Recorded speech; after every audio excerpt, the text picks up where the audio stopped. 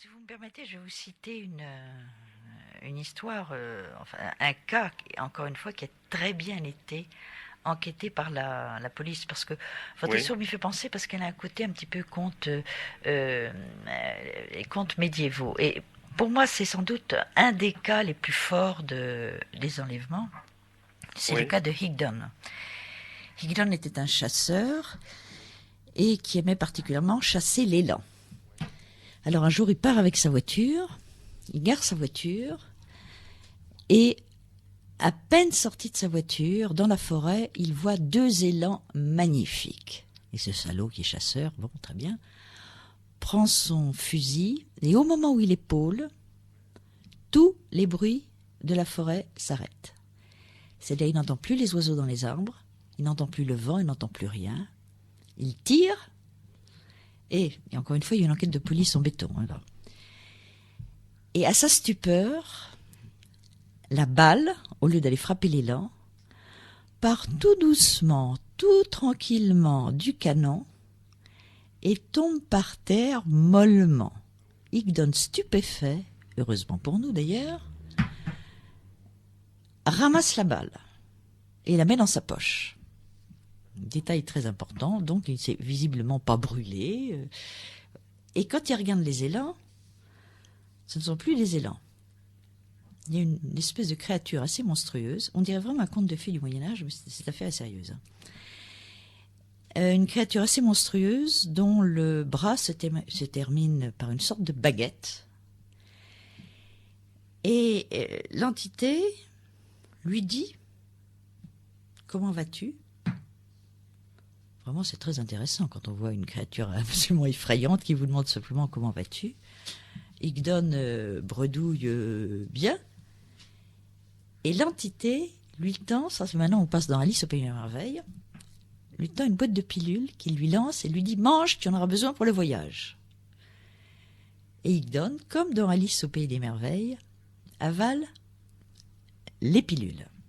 Et sans transition, parce qu'il y a toujours des trous dans ces histoires-là, comme dans les rêves d'ailleurs, il se retrouve dans un ovni qui part à toute vitesse, et à l'intérieur, les créatures sont de temps en temps des créatures, tantôt des élans. Et la soucoupe volante, oui, non, Didier se marre, mais moi, c'est une affaire admirable, et vous rirez moins tout à l'heure, Didier. Il cueillait les champignons, lui. Il arrive dans une cité complètement cristalline, et là, on arrive dans le récit de science-fiction. Des tours en cristal, etc. Et il se retrouve, comme tous les enlevés, à l'intérieur d'une pièce, sur une table, où les aliens, comme d'habitude, se livrent à leur petit passe-temps habituel, c'est-à-dire ils lui enlèvent sa culotte, ils commencent, etc. Et ils sont foudrage en examinant le sexe de Higdon et lui décrètent « Tu ne fais pas l'affaire ». Et en l'espace d'un instant, Higdon se retrouve dans la soucoupe qui file vers la terre et à un moment, une trappe s'ouvre et Higdon est précipité dans le vide. Avec de sérieux dégâts, clavicule cassée, etc. Il se trouve dans un coin de forêt qu'il ne connaît absolument pas. Et au loin, il repère un camion. Il rampe, il n'y a personne. Heureusement pour lui, Higdon est cibiste. Et il appelle, avec la CB, il appelle la police en disant « Je ne sais absolument pas où je suis. » Encore une fois, j'abrège cette histoire qui était absolument formidable. Et la police arrive à le retrouver, mais, petit détail tout à fait surprenant, Higdon n'est pas dans un camion inconnu, il est dans sa propre voiture. Seulement sa propre voiture flotte sur une espèce d'îlot vaseux au milieu d'une île, auquel les pompiers ne peuvent pas avoir accès. On ne comprend pas comment la voiture n'a pas coulé. Donc les pompiers appellent les flics appellent les hommes grenouilles. Et c'est par la police qu'on connaît cette histoire, d'ailleurs, c'est par la police que le professeur Sprinkle, professeur de psychologie, est arrivé là-dessus. Sauvetage de Higdon, qui évidemment est emmené à l'hôpital, parce qu'il a quand même, dans sa chute, subi quelques traumatismes. Et la première chose qu'on fait à l'hôpital, parce qu'évidemment dans l'ambulance qu'il conduit à l'hôpital, Higdon parle de cette histoire. Alors évidemment il est sous le choc. Et premier réflexe des policiers, cet homme est ivre ou drogué pour raconter des salades pareilles. Je me permets de vous interrompre. Il tombe, il rampe, il a la clavicule. Il rampe. Non mais il rampe longtemps parce que si c'est un îlot. Alors lui n'a pas traversé d'eau dans son récit. C'est pour ça que tout ça c'est extravagant. Non mais c'est pour ça que ça a intéressé la police. Oui. En clair, on peut ramper. Moi j'ai eu un accident. J'ai eu un accident de moto et je peux vous dire qu'avec une clavicule cassée on peut ramper. Hein. Bon. Donc il est à l'hôpital. On s'aperçoit qu'il n'est pas drogué. Fait de prise de sang, il n'est pas alcoolique, mais il a ses papiers. Donc on appelle sa femme. Évidemment. Enquête de moralité. Higdon est un citoyen parfaitement respectable. Et quand Higdon peut sortir, la femme demande le dossier médical et entre dans une violente colère en disant « Ça, ce n'est pas le dossier de mon mari. » Mais si, c'est le dossier de mon mari. Ah, permettez. Mon mari touche une pension d'invalidité car il a un poumon très abîmé. Il a un poumon qui est quasiment mort. On ne peut rien faire pour lui. Et vous me présentez les photos d'une cage thoracique. Évidemment, on avait photographié la cage thoracique parce qu'il était quand même un peu fêlé de partout, d'un individu qui a 2 poumons normaux. Les médecins s'en foudrage, on fouille, on refait une radio. Higdon a les 2 poumons totalement normaux. Il avait un problème de calcul dans la vésicule biliaire. Les calculs avaient disparu. C'est le professeur Sprinkle de l'université du Laramie qui se déplace. Il a entendu parler de cette affaire par les flics, parce que les flics n'ont jamais entendu parler qu'une voiture puisse flotter sans couler dans un truc de vase. Ils sont arrivés avec une échelle. Enfin, c'était l'opération sauvetage. J'en parle longuement dans mon livre parce que c'est un cas qui m'intéresse beaucoup. Alors, l'enquête de moralité de Higdon est tout à fait béton. Ce sujet est un citoyen respectable, qui n'est pas un fabulateur, qui ne s'intéresse pas aux ovnis, rien du tout. On lui fait passer toutes les épreuves possibles au détecteur de mensonges. Alors je précise bien que le détecteur de mensonges ne permet jamais de savoir la réalité des faits. Il permet simplement de connaître la sincérité du sujet. Par exemple, si vous me tuez, on vous fait passer au détecteur de mensonges, est-ce que vous avez tué Marie-Thérèse de Brosse? Vous allez dire non, non, non. Ou vous allez dire oui, oui, oui. Mais le détecteur de mensonges réagira à votre émotion. Si vous dites non, non, non de façon très émue, votre émotivité, bon, je ne vous fais pas de dessin. L'examen de la balle est tout à fait ahurissante. La balle est retournée de l'intérieur comme un gant. Voilà. Je parle de ce cas parce que ça a un côté complètement comme conte de fées moyenâgeux. C'est le genre d'histoire où j'aurais pas tellement travaillé sur le dossier, je n'aurais jamais accepté une histoire pareille. Jamais. Et d'ailleurs, Higdon est un type excessivement sympathique, posé, qui ne cherche pas du tout la publicité. Est-ce que tu as une dernière question à poser, Jean-Pierre? Oui, parce qu'il y a 4-5 ans, je faisais assez souvent des rêves d'ovnis, quoi. Je rêvais dans la nuit que ça se passait la nuit. Alors je les voyais dans le ciel, puis des fois ils me fonçaient dessus. J'étais obligé de me mettre à plat ventre par terre. Plusieurs fois des choses comme ça qui m'arrivaient la nuit. De façon consciente, vous n'avez jamais eu l'impression d'avoir observé un phénomène ovni? Non, je me suis intéressé, mais j'ai jamais été... j'ai pas de... Comment dire, j'ai pas d'expérience à ce niveau-là. Oui, mais alors attendez, parce que il est vrai qu'il y a certains sujets qui vivent des expériences tellement dérangeantes que leur conscient leur fait oublier, n'est-ce pas? Le conscient ne veut pas assimiler la responsabilité de tout, et on a cette espèce de poubelle, l'inconscient, où on stocke ce dont le cerveau ne veut pas garder la responsabilité. Mais quand même, il y a le phénomène des rêves, et vous pouvez rêver de diplodocus roses avec des pois violets, Ouais. et ça ne veut pas dire pour autant que vous avez vu des diplodocus roses avec des pois violets. Heureusement que nous avons cette activité onirique qui nous permet de débrayer un peu du quotidien, qui nous fait voir des choses ou merveilleuses ou désagréables. Mais c'est pas parce qu'on rêve de quelque chose que ça correspond forcément à du vécu. Oui, non, mais c'est pas, je disais pas ça, mais à l'époque, ça m'avait troublé, quoi, parce que c'était des rêves assez mouvementés. En général, les rêves d'OVNI ne sont jamais neutres. La thématique OVNI nous interpelle à un niveau très profond. Et d'ailleurs, il n'est que de voir l'opposition effroyable, passionnelle, de mauvaise foi, des sceptiques qui, la plupart du temps, ne connaissent pas le dossier et qui deviennent mais carrément mauvais, qui traitent ceux qui s'y intéressent de débiles, parce que c'est quelque chose qui nous interpelle très profond, plus profondément qu'on ne le voudrait, et de même que souvent, les gens qui s'intéressent à ce dossier s'y intéressent quelquefois un peu trop passionnément. Hein. Ce n'est absolument pas un sujet neutre. Ouais, ok. Voilà, c'est tout. Merci de votre J'espère témoignage. que je vous ai pas trop embêté avec mes histoires. Mais pas du tout. Bonheur de vous entendre tous. Bonsoir. Bonsoir. Au revoir. Merci Jean-Pierre. Vous êtes à l'écoute de Marie-Thérèse de Brosse sur Radio Ici et Maintenant 95.2. Pour ceux qui ne l'auraient pas encore noté, le titre de son bouquin, paru en 95 et qu'on peut encore trouver aujourd'hui parce qu'il est ressorti chez J'ai lu en édition de poche, c'est Enquête sur les enlèvements extraterrestres.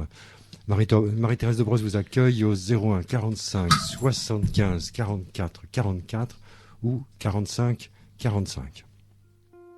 Radio Ici Maintenant, 95.2. Pour dialoguer avec Marie-Thérèse de Brosse, nous recevons David. Bonjour. Bonsoir. Bonsoir. Oh oui, bonjour. Du reste, on ne sait plus. J'écoutais votre émission qui est très très très intéressante. Merci. Et en fait, ça m'a rappelé une expérience que j'ai vécue avec des copains. C'était surréaliste. Enfin bref. C'était en Martinique, il y a environ 2 ans et demi. J'étais avec 2 copains. On est allé... Pardon, excusez-moi, je suis malade. On est allé à la plage faire une petite session de surf et faire du camping avec des hamacs. Et bon, tout le monde est à l'eau avec les surfs et tout. On prend les vagues et tout. Et puis, à un moment donné, j'ai un copain qui me dit, il y a une présence et tout. Moi, je regarde, ouais, c'est ça. Mais il me dit, si, là, et il m'indique un point. Mais c'est bizarre, c'était dans l'eau. Alors je me suis dit, bon, c'est un banc de poisson haute, alors bon, je plonge et tout. Et je n'ai rien vu, mais c'est vrai que j'ai senti fortement la présence, quoi. Mais c'était pas effrayant, quoi. Alors bon, j'ai essayé de me raisonner, genre c'est chelou, ça. J'appelle notre pote et tout. Alors, on lui dit, viens voir. Alors, attendez, j'ai pas très bien compris. Qu'est-ce que vous aviez vu? Vous avez dit un point. C'était un point lumineux. Qu'est-ce que vous avez vu? Non. Je ne voyais rien dans l'eau, mais c'était une forte présence. Une sensation de présence, oui. Ah oui, mais super forte. Et j'avais l'impression qu'elle se déplaçait. Et ce qui est bizarre, c'est que mon copain aussi, et puis l'autre, voyait et suivait les déplacements avec moi. Et ça nous a paru bizarre, mais sur le coup, ça nous a pas plus interloqué que ça, quoi. Alors on a continué à faire du surf, à prendre des vagues. Bref, 1 heure après, on est allé manger des pizzas et des coca. Et il y avait toujours cette présence qu'on ressentait des fois autour de nous. et c'était super bizarre parce que je le dis, hein, pour les mauvais esprits, on n'avait rien bu, on n'avait rien fumé, quoi.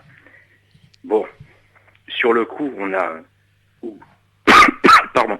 oublié ça. Et le soir même, qu'on a campé sur la plage, on a tous fait le même type de rêve. Oui.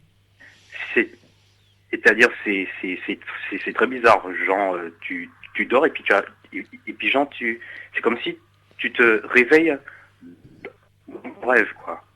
Oui.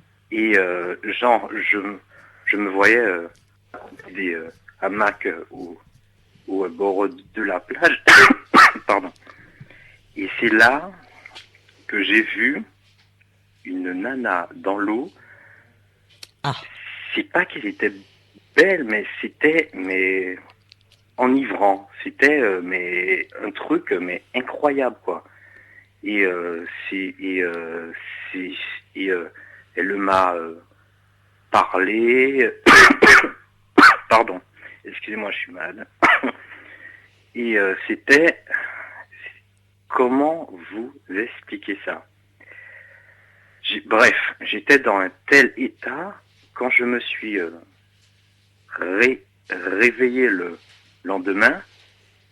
Si dans le rêve, elle m'avait dit de me réveiller et d'aller dans l'eau, de me noyer, je l'aurais fait, mais sans hésiter, quoi. Et puis, mais ça m'a trop traumatisé dans le sens que j'avais, mais c'est envoûté, quoi. Alors j'ai parlé ça à mes potes et tout. Alors il y a un copain à moi qui m'a dit exactement pas. Il a vu une nana dans l'eau qui lui a parlé, que lui dans son rêve, pareil, qu'il avait l'impression d'être réveillé dans son rêve, qu'il la suppliait genre de venir avec elle et tout. Mais bon, et puis après elle est... Et votre troisième ami a également vu cette superbe créature. Voilà, et lui, on se demandait où il était. Lui, il était déjà dans l'eau. Il était quand même 7 heures du matin. Il était dans l'eau avec son board en train de fixer l'horizon, pareil, traumatisé, quoi, tu sais. Et lui aussi avait vu la superbe créature. Ah oui, mais en fait c'est pas belle dans le sens différente, physique. mettons. C'était mais vraiment enivrant, quoi. C'était vraiment féminin, magnétique et tout. Et c'est vrai, bon, nous on s'est plus ou moins renseigné tout. Bon, il paraît qu'il y a qu'il y avait un lieu où que les anciens Indiens, les Arawaks et les Araïbes, gens qui habitaient l'île avant, faisaient des offrandes et tout, et même divinité de la mer, oui. Et même aujourd'hui, tu as des gens qui balancent des bijoux. Bon, maintenant c'est une réserve naturelle et c'est plus des spots de surf, quoi. Et c'est vrai que, bref, c'est pour vous dire que, voilà, j'ai jamais pu comprendre ça. Et c'est vrai qu'après, on était dans un tel état. Si dans le rêve, elle nous avait dit de nous noyer, on allait aller dans l'eau gaiement et on allait se tuer. Mais le sourire aux lèvres, et c'est ça qui est effrayant, quoi. C'est cette perte de contrôle, quoi. Et alors là, on peut relier un petit peu avec l'auditeur précédent qui nous parlait de hantise. Il est possible, ça je peux pas savoir, encore une fois, notre conversation est trop brève, que vous ayez capté un égrégore lié à ce lieu. Ce qui est quand même très frappant, c'est que les gens qui partagent le même lit, qui ont la tête sur le même oreiller ou sur 2 oreillers voisins, quand ils se réveillent et qu'ils parlent de leur rêve, ils n'ont pas fait le même rêve. Et dans certaines circonstances, comme les vôtres, voilà 3 copains qui font le même rêve. Ça, c'est assez curieux. Vous faites ce rêve sur un endroit qui n'est pas neutre, parce que d'après ce que vous dites, moi je vous crois, parce que je ne sais que ce que vous m'avez raconté, C'est un lieu qui a un passé, puisque c'était un lieu qui était lié à des cultes. Oui. Or, les pensées, surtout les pensées collectives, finissent par créer des égrégores qui sont plus ou moins puissantes et qu'on peut capter quelquefois. Donc, ça, pour moi, ça me semblerait être l'explication la plus plausible, hein, Oui. que vous ayez capté l'esprit de ce lieu, si vous voulez. Il y a des gens qui voient les esprits des lieux en esprit normal, en conscience normale. Vous l'avez capté dans votre sommeil. Mais ça, n'est qu'une explication qui me vient comme ça à l'idée spontanément. Je peux pas être sûr que ce soit vrai.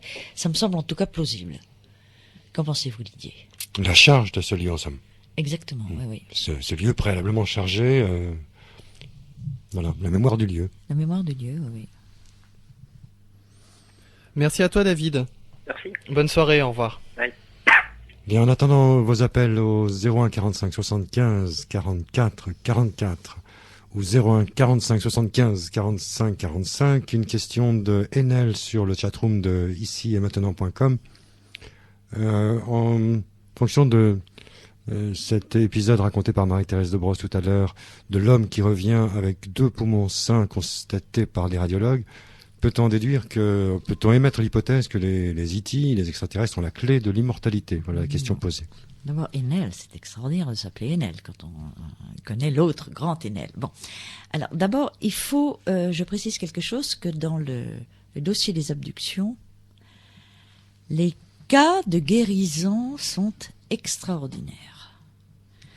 Sont tellement forts que récemment un ami qui lui-même a eu des expériences d'enlèvement, voyant que sa sœur avait un cancer, malheureusement elle en est morte, voulait absolument que je le mette en rapport avec certains abductés qui ont le don de guérir. Bon, ils ont le don de guérir, ça marche ou ça ne marche pas, mais j'ai au moins 18 cas authentifiés de guérison impossible, médicalement parlant, après ce que j'appelle une expérience d'enlèvement. Moi, j'ai toujours un petit peu de scrupule à parler d'enlèvement tout court. Bon. Alors, savoir comment est-ce que la guérison joue. Il faut également savoir que nous avons en nous des possibilités d'auto-guérison dont très souvent nous ne savons pas jouer. Quand on va voir un guérisseur, la plupart du temps, si ce n'est pas dans 300% des cas, ce n'est pas le guérisseur qui nous guérit, et les grands guérisseurs le reconnaissent, c'est que le guérisseur catalyse nos possibilités d'auto-guérison dont nous ne savons pas nous servir. Et j'en prendrai pour exemple un sujet psy extraordinaire dont on ne parle plus maintenant, qui s'appelle Matthew Manning. Matthew Manning, je ne sais pas si vous voyez qui était ce garçon qui était poursuivi par des phénomènes de poltergeist absolument effrayants, renvoyé de tous ses collèges, parce que régulièrement, la nuit, il était jeté hors de son lit avec son matelas. Les matelas de ses copains étaient jetés hors de son lit. Il pouvait pas passer devant une armoire sans toucher l'armoire, tous les contenus des armoires se renversent par terre. Enfin, il avait des phénomènes très violents qui paniquaient effectivement ses camarades de classe. Même chose quand il arrivait dans un réfectoire, c'était la danse des assiettes sur les tables, etc. Il se faisait régulièrement renvoyer jusqu'au moment où il est tombé sur un proviseur très intelligent et qui était un petit peu ouvert au phénomène de parapsychologie, qui lui a dit il faudrait trouver un moyen de canaliser cette énergie psychique qui s'exprime chez vous sous forme de poltergeist, et il lui avait suggéré de faire du dessin automatique. Et Matthew s'est avéré être, n'ayez pas peur, je vais revenir aux histoires de guérison, Matthew s'est avéré être un prodigieux dessinateur. Il faisait des Dürer, des Beardsley absolument extraordinaires. On a étudié très précisément ces dessins de Dürer, qui étaient signés Dürer d'ailleurs. Les détails des courtes pointes, des tissus d'ameublement étaient totalement exacts, et Matthew n'était pas du tout calé ou érudit. Le directeur de la Tate Gallery, quand il a vu certains dessins dans le style impressionniste de Matthew, a dit mais moi on me les aurait soumis, je les aurais authentifiés. Bon. Excuse-moi, uniquement des CD, les peintres copiés? Uniquement les CD, oui. Et il n'avait pas de talent personnel, mais pendant qu'il faisait du dessin médiumnique, il n'a plus eu, c'est comme ça qu'il a réglé ce phénomène de poltergeist. Et puis il s'est dit, je pourrais peut-être utiliser mes dons autrement, parce qu'évidemment, il avait toute la cohorte des faux parapsychologues, des mauvais journalistes qui lui demandaient toujours de faire des prodiges. Et quand vous êtes un peu intelligent, un peu bien, vous n'avez pas envie de faire le cirque en permanence. Alors, il s'est intéressé au phénomène de guérison et il a commencé à guérir les gens.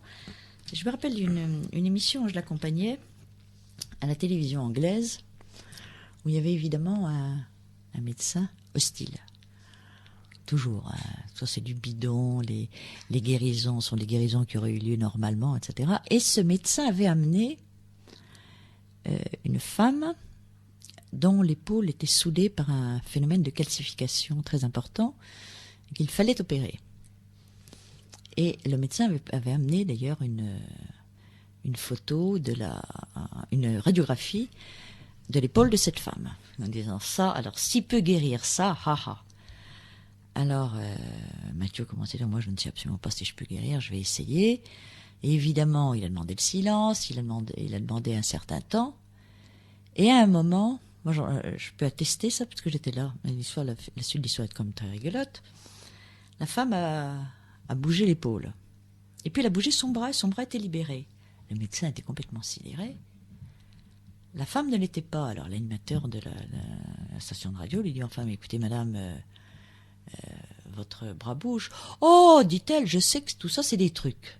Enfin, c'est quand même votre épaule et elle bouge. Oh ouais, mais je sais bien que dès que je serai partie, ça marchera plus.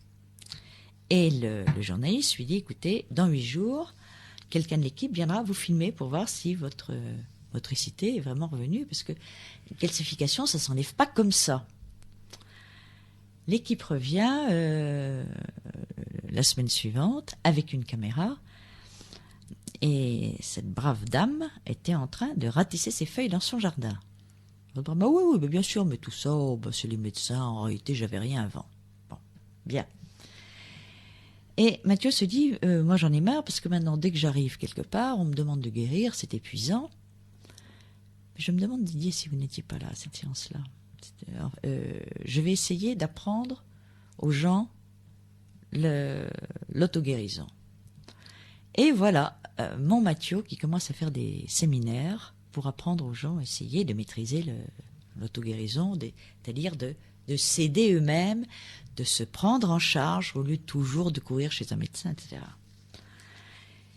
Et j'ai vu quelque chose de sidérant. C'est-à-dire, j'assiste à tout un stage qu'il fait, il se donne vraiment un mal de chien. Et puis à la fin, quand il y a des questions, tout le monde lève le bras, et c'était toujours « Mathieu, est-ce que tu peux me guérir de ma phlébite ? Mathieu, est-ce que tu peux me guérir ?» Tout le monde, ils avaient suivi un séminaire d'auto-guérison, et chacun avait tout écouté religieusement et continuait à vouloir se faire porter. Bon. Pour en revenir au dossier des aliens guérisseurs, il y a effectivement alors de nombreux cas de guérison, de nombreux cas de fausses guérisons, c'est-à-dire les aliens annoncent qu'ils vont guérir et puis ils guérissent rien du tout. De nombreux cas de remèdes miracles donnés par les extraterrestres qui doivent guérir les cancers et qui s'avèrent être de la poudre de perlimpinpin. Tout ce dossier est excessivement mélangé. Mais quant à dire, est-ce qu'ils ont maîtrisé l'immortalité ? J'espère bien que non. Parce que l'immortalité, il n'y a pas pire que l'immortalité. Je voudrais pas vous rappeler... Si, je veux vous rappeler la grande légende grecque d'Anchise, ce beau pâtre grec qui était tombé amoureux d'une fille de Jupiter.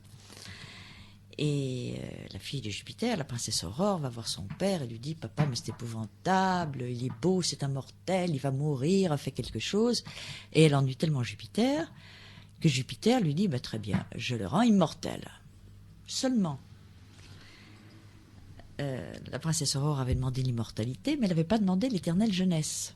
Elle, fille de Jupiter, elle continuait à être belle, fraîche et jeune, et Anchise, splendide berger, commençait à vieillir, à se ratatiner. Il vieillissait tellement qu'à la fin, la princesse Aurore a dû le coucher dans un berceau tellement il était devenu petit, ratatiné et vieux, et par pitié, Jupiter l'a transformé en grillon, après.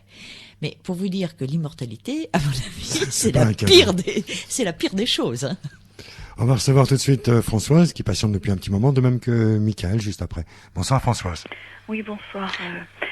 Je suis Bonsoir. très contente de vous entendre parce qu'il se trouve que tout à l'heure avec des amis on parlait de ce sujet. Le volume de votre radio, Françoise. Oui, alors je m'éloigne.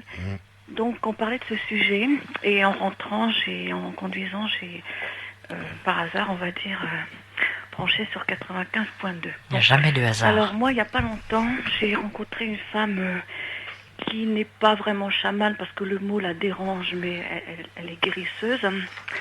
Et elle m'a enlevé des implants que j'avais. Peu de temps après, quelques nuits après, j'ai eu l'impression, que c'était pas un rêve, que je voyais arriver vers moi un vaisseau métallique avec des créatures métalliques ressemblant à de grands insectes. Et ces insectes, ces créatures, sont venus vers moi très violemment, à tel point que j'ai pas pu réagir par quoi que ce soit, et m'ont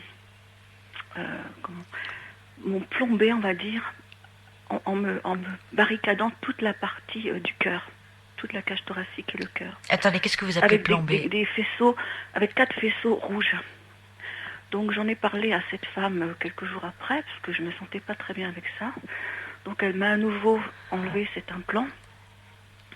Et peu de temps après, j'ai eu l'impression, je ne sais pas si c'est un rêve ou pas un rêve, que sur la partie de mon front, il y avait une grille rectangulaire, on mettait une grille rectangulaire avec une succession de petits rectangles ou carrés, comme des puces, on va dire, de couleur jaune et rouge, très très fluo.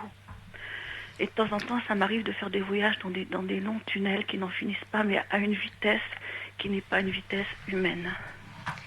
Voilà. Ah, c'est pas rien. Je ne sais pas ce que ça représente. C'est pas rien, votre témoignage. Vous avez peu, mais je me sens pas trop mal avec ça, sauf dans le premier cas où je sentais bien que c'était quelque chose qui touchait la zone du cœur. C'est curieux parce que dans le dossier des abductions, c'est une des choses qui, nous autres chercheurs, nous perturbe beaucoup. C'est que jamais on a eu un seul cas où on s'intéresse au cœur. Quand il y a des examens faits par les aliens, ils s'intéressent beaucoup au système de la reproduction, ils s'intéressent aux articulations, ils font jouer les articulations parce qu'ils les tordent dans tous les sens, ils regardent les dents, les yeux, le nez, les oreilles. Jamais le cœur, ce qui est curieux parce que pour nous c'est l'organe numéro 1. Hein. Ils s'intéressent aux poumons, ils s'intéressent aux reins, à la vessie. Le cœur, vous êtes la première fois où j'entends parler d'un cas avec le cœur. Vous avez commencé votre témoignage, madame, en vous disant qu'une guérisseuse vous avez retiré des implants. Oui. Bon. Enfin, je l'appelle comme ça, mais je ne sais pas si elle se nommerait comme ça. Je l'ai rencontrée tout à fait par hasard il n'y a pas longtemps. Et j'ai eu envie de la rencontrer très très vite. La connexion s'est faite. Et puis elle a fait ce soin où elle m'a dit, mais tu as eu des implants partout, à la tête, au cœur et toute la zone de créativité. Là, Françoise, je vais juste intervenir brièvement. Il faut s'entendre sur le mot implant, parce qu'on aurait tendance dans le langage courant à penser au silicone. Non, alors dans le langage dossier, ufologique, implant a un autre sens. alors justement, ces implants, puisque elle vous les a retirés, est-ce que vous les avez conservés? Non, du fait qu'elle les a retirés, je ne les ai pas conservés parce que c'était des implants très négatifs pour moi. Très négatifs dans le sens que c'était... ça m'empêchait d'être connectée à l'amour, on va dire, au sens très large. Est-ce qu'elle les a conservés? Comment? Est-ce qu'elle les a conservés, ces implants? J'ai pas compris votre question. Est-ce que votre guérisseuse a conservé ces implants? Non, je pense qu'elle les a détruits, dissous, je ne sais pas comment. Elle ne s'est pas contentée de les neutraliser, elle les a fait disparaître. Peut-être qu'elle les a simplement neutralisés, mais je pense que peut-être plus, je ne sais pas. Je suis assez émue pour parler de ça parce que c'est vraiment une expérience très très curieuse. Et justement, quand peu de nuits après, j'ai rêvé de ces êtres métalliques qui revenaient me plomber à nouveau toute cette zone du cœur, au sens affectif, je me suis sentie très très mal. J'ai senti que Ah, au c'était sens pas affectif. normal. Oui, oui. Bon. Mais attendez, je suis obligée de revenir à l'intervention de votre guérisseuse quand elle a retiré ses implants. Est-ce que vous avez vu quelque chose ou est-ce que vous n'avez rien vu? Est-ce qu'elle vous a dit je te retire ou je vous retire des implants qui vous empêchent de vivre normalement? Ou est-ce que vous l'avez vu retirer de votre corps des petits objets? Non, j'ai pas vu, mais je me suis sentie complètement différente, comme libérée. Bon, c'était donc plutôt une symbolique, ces implants, que quelque chose de physique, alors. À moins que sa guérisseuse soit philippine. Ah, ça, oui, évidemment. J'ai pas compris ce que vous disiez. C'était une private joke entre MTB et moi, mais on peut s'expliquer. Les guérisseurs philippins, les fameux guérisseurs philippins des années 75-80, étaient d'habiles manipulateurs qui retiraient toutes sortes de corps étrangers du corps de leurs patients. Y compris du fouet du gant. Mais là, il s'est peut-être passé quelque chose. Je regrette, je n'étais pas là. Je regrette. Je sais pas. Toute façon est intéressant, mais pour ce que vous m'en dites, je ne peux pas me situer parce que il est très possible, pas les guérisseurs, mais enfin les magiciens ou les désenvoûteurs, etc., sont capables d'annihiler des principes négatifs qui ont été mis en quelqu'un, mais qui ne sont pas des choses physiques. Vous pouvez porter la poisse à quelqu'un, c'est pas en vous envoyant une petite aiguille physique dans le corps. Bon. Puis surtout, si vous croyez que quelqu'un vous porte la poisse, vous allez l'avoir la poisse. Et puis vous allez avoir un désenvoûteur qui va vous dire « je te retire ce qui t'empêche d'être heureuse », etc. Mais là, rien ne se passe au niveau physique. Dans le dossier des enlèvements, il semble qu'il y ait une certaine matérialité à ces emprunts, à ces implants. Je cite par exemple dans mon livre le cas d'une abductée canadienne, chez qui d'ailleurs j'ai vécu assez longtemps, et j'ai séjourné plus exactement assez longtemps, et qui avait, dans la maison, était un festival de poltergeist des plus déplaisants. Et un jour, lui est sorti du nez, elle ne le savait absolument pas. Ah, lui est sorti du nez une espèce de chose bizarre, qui a été examinée, qui ne ressemblait à rien de connu, et qui a été examinée, si je ne donne pas son nom, mais simplement un pseudonyme, je donne le nom du professeur d'oncologie de l'université de McGill, qui a bien voulu regarder cet entre guillemets implant, qui est le professeur Grade, donc qui a tout à fait accepté que j'utilisais son nom. Là, c'était quelque chose de physique qui ne correspondait à rien de connu. Il y a quelques radiographies rares, mais elles existent, de substances très bizarres dans le cerveau de certains abductés. Je connais un cas, Karel, d'une fille qui aurait été enlevée, enfin je pense qu'elle a été enlevée alors qu'elle faisait du ski. On l'a retrouvée nue dans la neige. Ses vêtements étaient bien pliés, en carré parfait, à une trentaine de mètres d'elle. Ses skis étaient sur ses vêtements. Il n'y avait aucune empreinte, lorsque les sauveteurs sont arrivés d'ailleurs, on l'a retrouvé, il n'y avait aucune empreinte, ni de ski, ni de pied dans la neige. Son père, qui était chirurgien, est arrivé immédiatement. Carré avait un trou derrière l'oreille, un trou assez important. J'aurais pu y rentrer l'extrémité de mon petit doigt, donc c'est pas rien. Et je peux vous dire que vous n'avez pas un trou pareil sans savoir qu'on vous a fait un trou pareil. On a examiné son cerveau et on a vu qu'elle avait une substance dans le cerveau que le père, qui était chirurgien du cerveau, a refusé d'enlever parce que c'était un point trop dangereux. Il serait joué sur l'équilibre mental de sa fille. Elle peut vivre avec. Bon, il y a donc quelques cas, je m'empresse de le dire, bien documentés, de substances étrangères qui apparaissent quasi magiquement, d'ailleurs avec une grande similitude des expériences chamaniques où l'apprenti chaman reçoit des corps étrangers dans le corps, qui sont d'ailleurs le symbole des pouvoirs qu'il va acquérir dans l'invisible. Il y a également toutes sortes de joyeux farfelus qui se baladent, c'est à mourir de rire d'ailleurs, avec des boîtes dans lesquelles vous avez je ne sais combien d'implants, alors vraiment, une collection d'implants, l'implant à $5, l'implant à $100, enfin je ris parce qu'ils sont pas à vendre, mais bon. Mais enfin, il y a quand même une petite chose physique, c'est pour ça que j'aurais voulu savoir si les implants c'était Françoise, je crois, de Françoise, auraient pu avoir une certaine matérialité ou si on était complètement dans l'invisible. Bien, Françoise n'est plus là, mais Michael est avec nous. Michael, bonsoir. Bonsoir. Moi, je sais pas si je vais rentrer dans le thème de la soirée parce que ça traite pas. Enfin, mon témoignage traite pas d'ufologie ou d'enlèvement. Ça traite plutôt de lumière. En fait, je me suis aperçu il y a quelques années que quand je pensais aux gens, je voyais une silhouette et une lumière en fait. Et je reconnaissais tout à fait les gens sans voir leur visage ou juste par leur lumière. Parce que les lumières sont à chaque fois différentes dans chaque personne. Donc je suis athée, je crois en rien. J'ai jamais eu de lecture sur ce sujet, donc je sais pas du tout ce que c'est. C'est-à-dire quand vous dites que vous voyez une lumière, c'est ce que d'autres personnes appellent, vous voyez l'aura. On m'a dit ça, on m'a dit que c'était une aura, on m'a dit que c'était l'aura. Je sais pas. Mais Michael nous dit qu'il lui suffit de penser à quelqu'un pour voir l'aura de la personne, en somme. C'est en ça, fait, ouais. Pas être en présence de la personne, c'est ça? Mais en fait, c'était au début ça. Mais après, je me suis penché là-dessus parce que j'ai toujours vécu avec ça et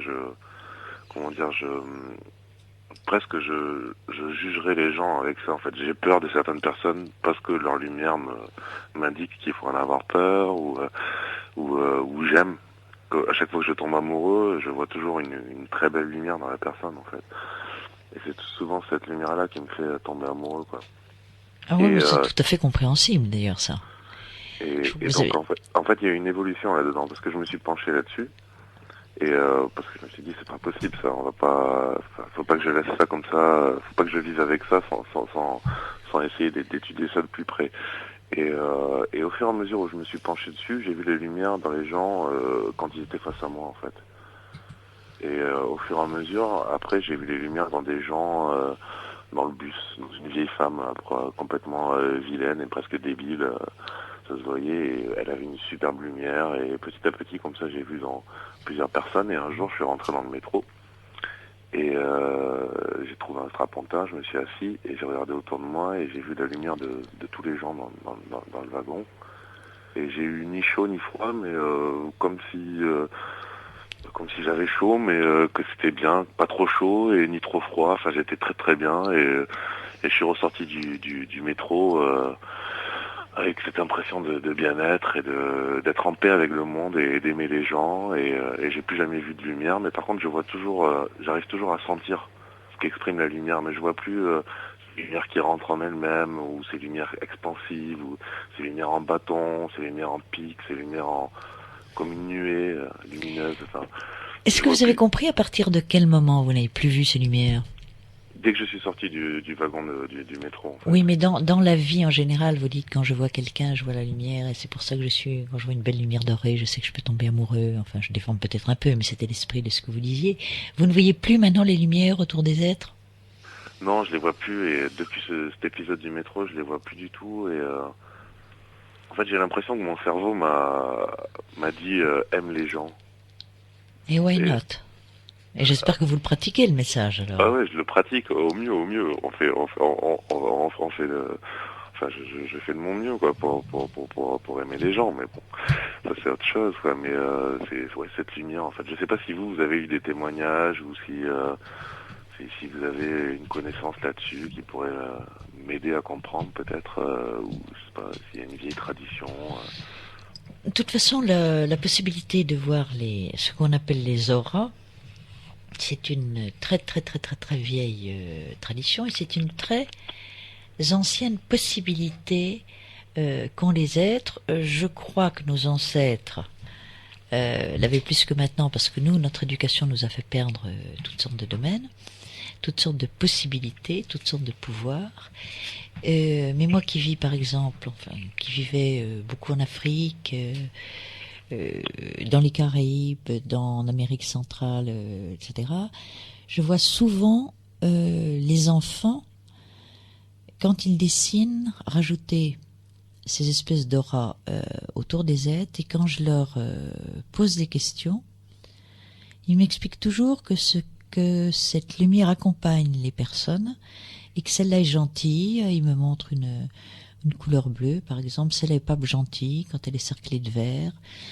La tradition des auréoles autour des seins n'est que la transcription picturale de cette possibilité. On imagine les seins auréolés d'or ou de blanc, parce que c'est la couleur la plus pure.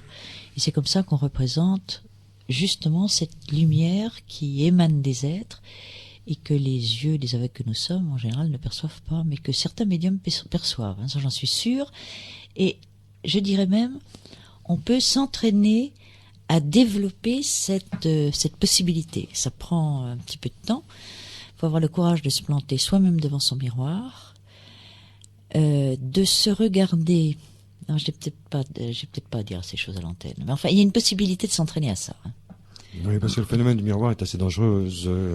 Certains peuvent y rester. C'était préconisé par Gurdjieff et pratiqué de manière malhabile. Oui, non, c'est pour ça que j'aime mieux glisser. J'aime mieux glisser. Mais enfin, il y a une vraie possibilité. Je vous assure que on l'a après ça, ce don des. Mais en fait, moi, je vois plus les lumières. Mais par contre, mes amis, me font rencontrer les gens qu'ils rencontrent pour me demander, parce que je sais pas comment je fais, mais je vois en fait, je vois les gens, je sais si telle personne peut avoir tel problème. Je sais, par exemple, je rencontre une fille, je sais que son père a un rapport spécial avec elle, et je lui explique à chaque fois, et je me trompe jamais en fait, et c'est ça qui est presque énervant. Je me trompe jamais, quoi. Ouais, voilà, quoi. Et pourtant, je vois plus ces lumières-là, mais je ressens. Ça veut dire que vous avez élargi les portes de votre perception. Mais vous vous tromperez certainement un jour encore, hein, sinon disons, vous seriez plus d'ici. Je me trompe jamais. En fait, je me suis trompé avant, mais j'ai beaucoup développé ça chez moi, cette perception, et j'ai beaucoup travaillé là-dessus. C'est pour ça que quand je me suis réellement aperçu de ces silhouettes noires que je vois dès que je ferme les yeux, que je pense à des gens avec leur lumière, oui, là je me suis encore plus penché là-dessus, et c'est vrai que depuis toujours je vois j'arrive à voir enfin, on dit l'habit ne fait pas le moine et tout ça, mais enfin moi j'arrive directement à voir qui est qui, quoi. En fait, quand je rencontre les gens, je sais qui ils sont. Eh ben bravo, Michael, hein, et merci de votre témoignage. Ok, bon, je vous remercie alors. Merci, Michael. En attendant les appels suivants, on nous demande quel est le mtb.net pour vous joindre. Mon adresse internet. En quelque sorte, votre adresse email. Je donne ma boîte aux lettres. Alors c'est Vladia, WLADZIA,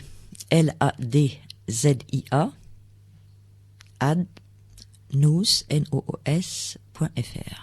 Trop tard pour le regretter. Est-ce qu'il y a un autre moyen téléphonique, par exemple, un téléphone de bureau, un répondeur, un secrétariat, un éditeur? Est-ce qu'on peut envoyer du courrier à un éditeur, par exemple? Ah oui, ils peuvent m'écrire chez Plomb. Une question de Enel. Marie-Thérèse de Brosse pense-t-elle qu'il arrive que des aliens se mêlent à nous et vivent notre vie quotidienne? Alors, pour répondre à cette question, il faudrait d'abord répondre à la première. Qu'est-ce que vous appelez un alien? Voilà, bon courage, Enel. 01 45 75 44 deux fois, 01 45 75 45 45.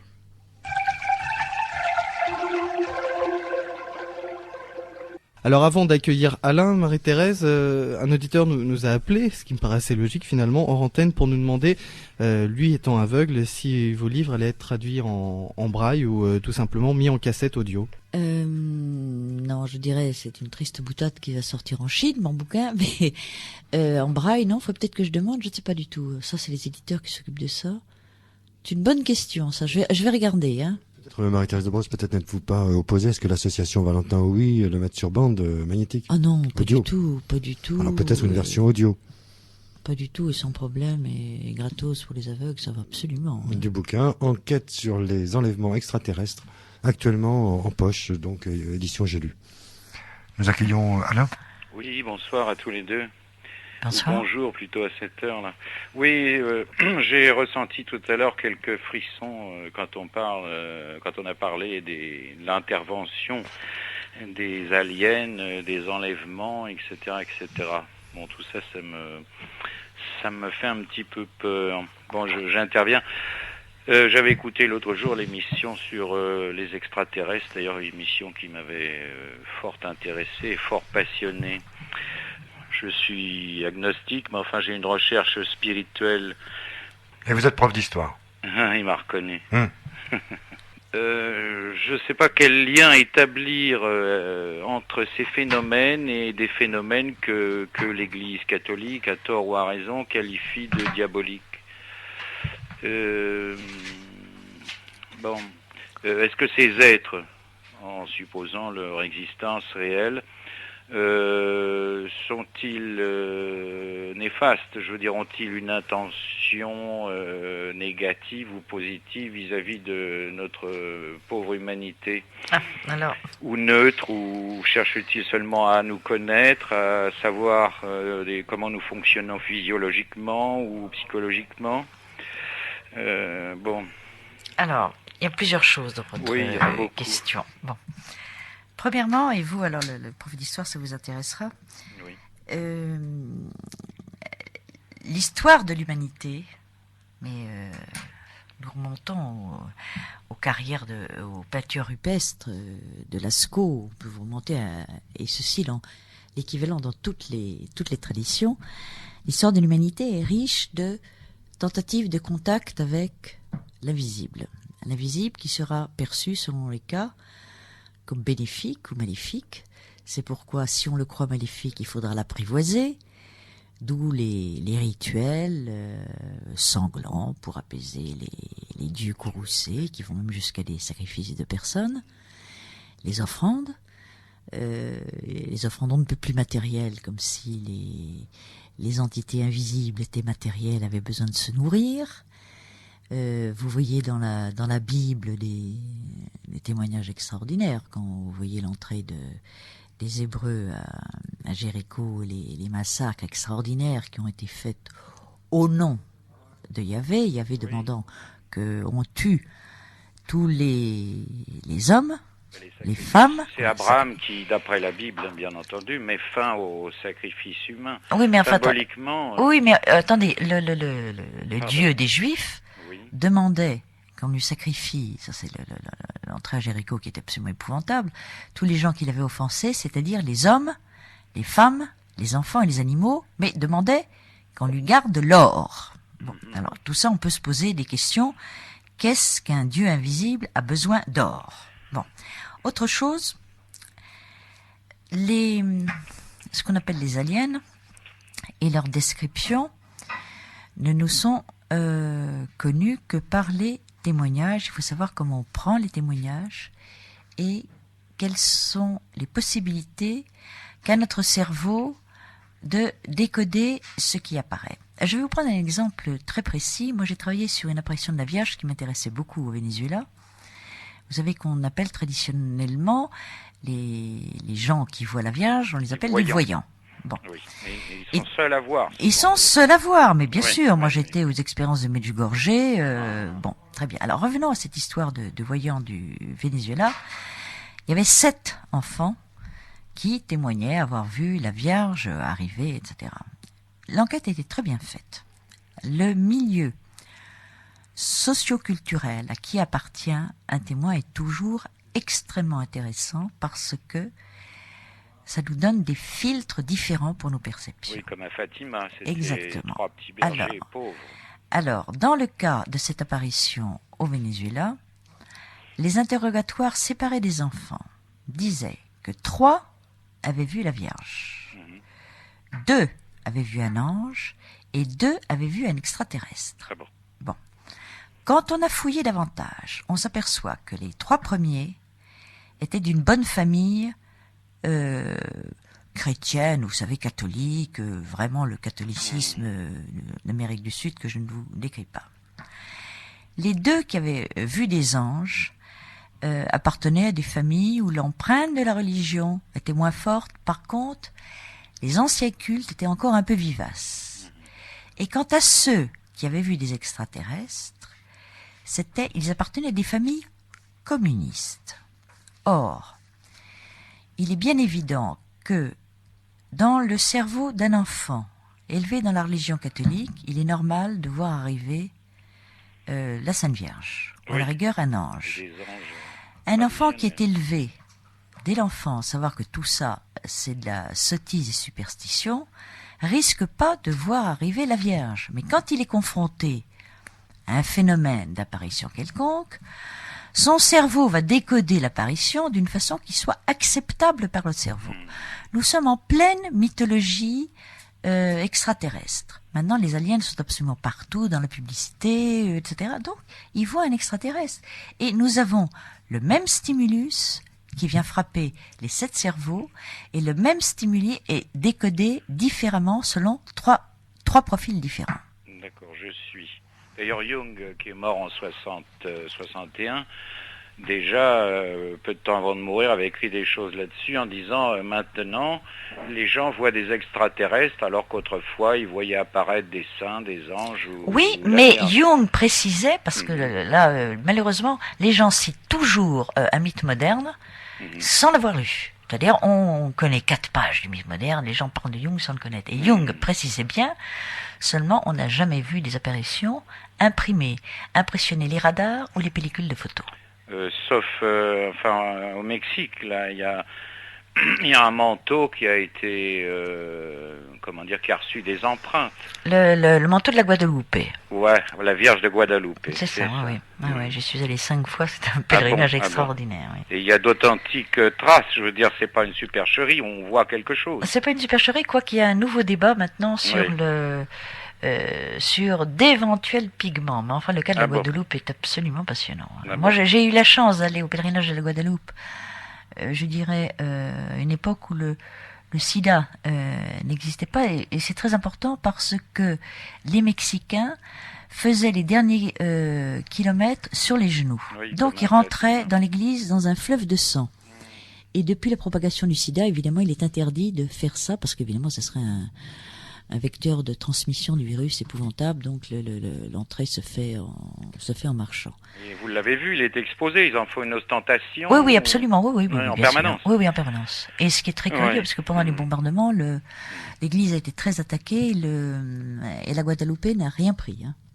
Il y a des traces de balles tout à côté. Hein. Ah bon, c'est possible. Donc ça ne serait pas un faux. D'ailleurs, je crois que le pape a reconnu comme le pape a une grande dévotion pour la Guadeloupe, et il a demandé la béatification, il n'y a pas encore la canonisation, de l'Indien, oui. De l'Indien voyant. Oui, absolument. Voyant et témoin, enfin, je veux dire. Oui, enfin, on est dans l'étrange là. Est-ce que je peux revenir à ma question de tout à l'heure? Parce qu'en règle générale, l'Église, à tort ou à raison, condamne tous ces phénomènes comme étant d'origine diabolique. Voire le curé d'Ars, qui a été suffisamment... Il y a des témoignages, je pense, sérieux. Je veux dire, ce ne sont pas à ce niveau-là, ce ne sont pas des élucubrations. Il y a eu des enquêtes menées, etc.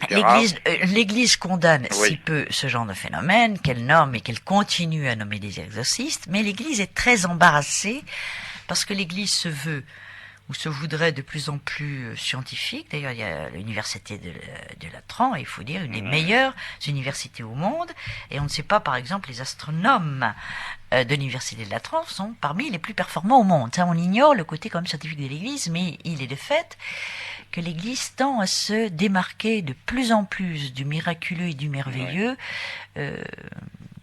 pour se faire une respectabilité conforme à notre époque. Oui, elle devient cartésienne sur ses vieux jours. Ah oui, elle essaye, absolument. Oui. D'ailleurs, beaucoup de prêtres sont maintenant rationalistes. C'est-à-dire que je crois qu'il y a 83 ou 80, enfin, quelque chose comme ça. Il y a un exorciste normalement qui est nommé par diocèse.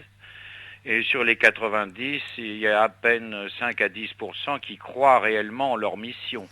Les autres... Je ne dirais pas ça, mais... Non, je ne dirais pas ça, monsieur. Je dirais... autres vous envoient chez le psychiatre. Oui, voilà. Ils collaborent maintenant avec les psychiatres, ce qui est quand même une approche beaucoup plus intelligente, parce qu'on connaît quand même les phénomènes psychiatriques.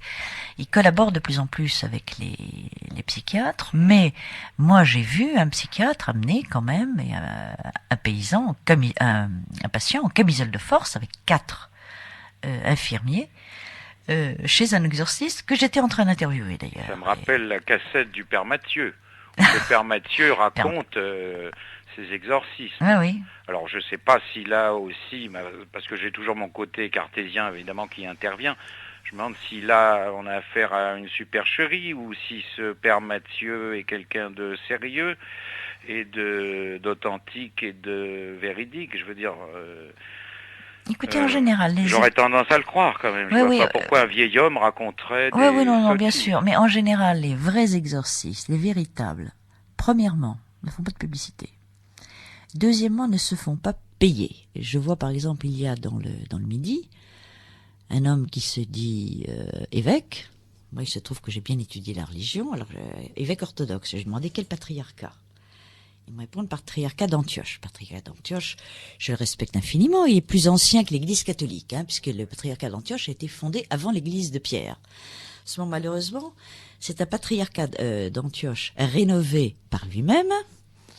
Et ce monsieur n'est pas prêtre, donc il n'est pas évêque. Il fait payer une fortune ses exorcistes. Enfin, il y a tout un trafic de la misère humaine qui est épouvantable, et ça... on ne peut pas taxer l'Église quand même de profiter de ça. Ceux qui en profitent, c'est vraiment les gens en dehors. J'en garde, mais enfin, je trouve qu'elle refuse un peu trop facilement tous ces phénomènes de guérison, de médiumnité. Elle est coincée par son uniforme. Oui, elle est coincée par son uniforme. Je dirais, vous savez, on a un précédent célèbre, qui est par exemple le Père Teilhard de Chardin.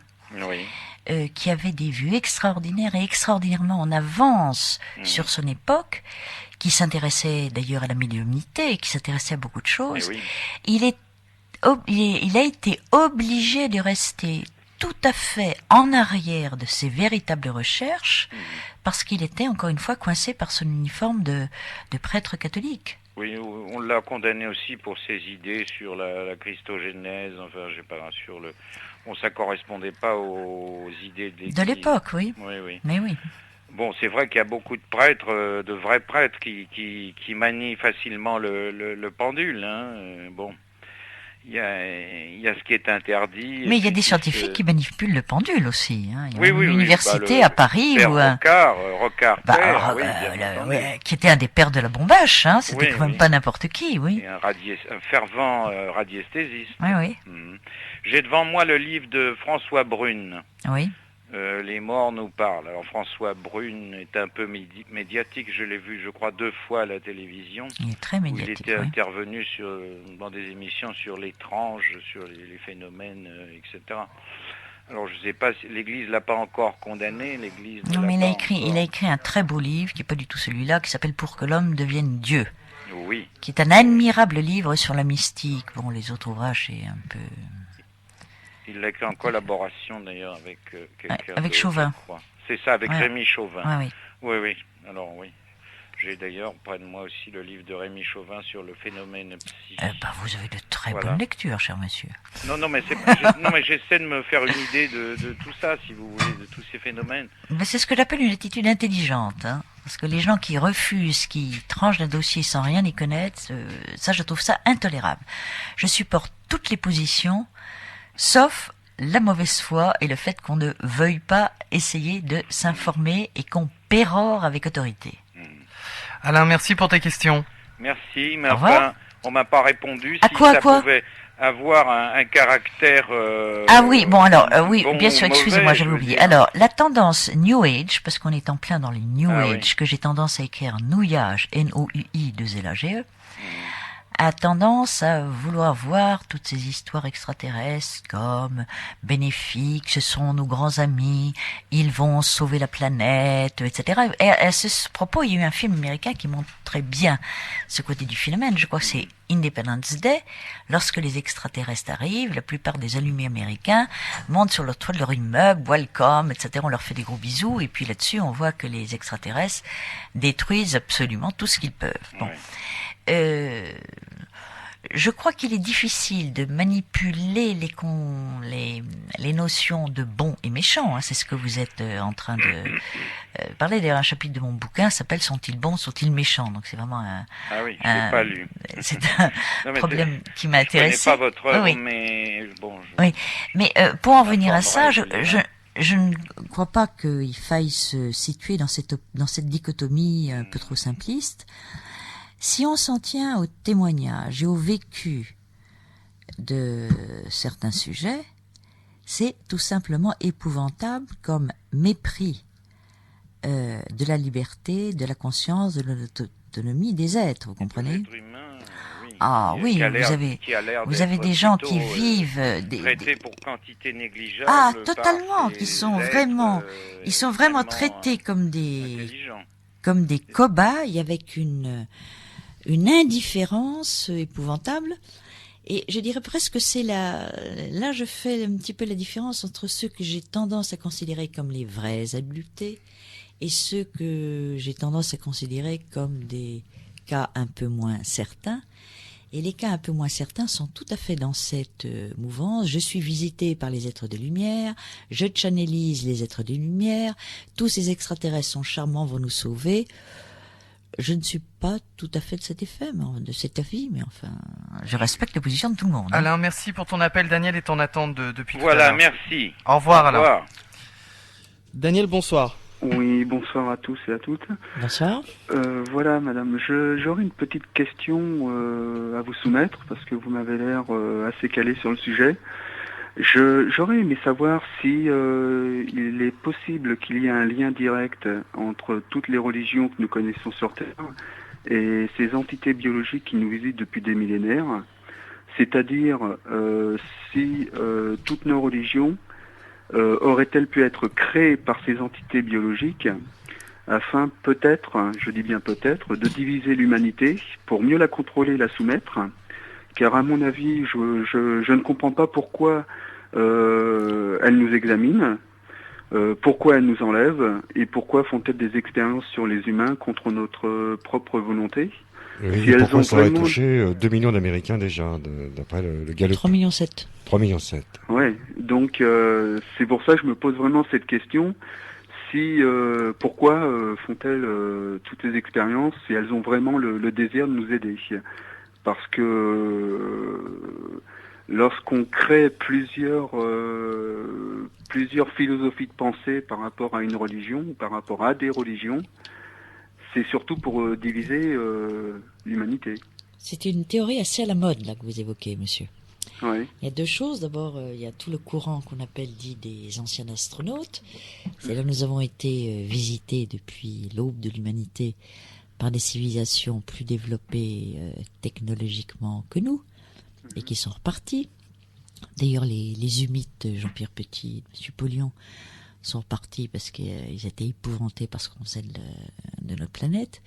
Il est bien évident, quand on regarde encore une fois l'histoire des religions, on peut vous dire que toutes les grandes histoires de religion sont issues de visites d'êtres dites extraterrestres, invisibles, etc.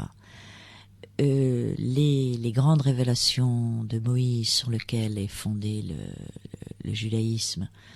D'ailleurs, c'est pas Moïse qui a reçu le message, en réalité c'est Aaron, hein, parce que Moïse était bègue et ne pouvait pas parler, donc c'est Aaron qui faisait le message. Bon, enfin, l'étape de la loi reçue par Moïse, par une main invisible qui imprime l'étape de la loi. Le Bouddha serait né parce que sa mère a été fécondée par l'oreille, de façon complètement invisible. De même que la naissance du Christ, Jésus, la visite de l'ange, etc. Vous regardez toutes les religions, le grand corpus des religions nous est amené par des expériences avec l'invisible et avec les extraterrestres. Quoi que ce soit que vous mettiez derrière ce mot. Dans pratiquement toutes les religions, même inclus judaïsme, chrétienne, musulmane, bouddhiste, mais ils absolument. parlent tous de chariots de feu. Les chariots de feu, oui, bien sûr. Toutes. Mais oui, mais absolument, c'est les vimana de la tradition indienne sur lesquels j'ai beaucoup travaillé et qu'on trouve dans des textes védiques qui ont 6000 ans.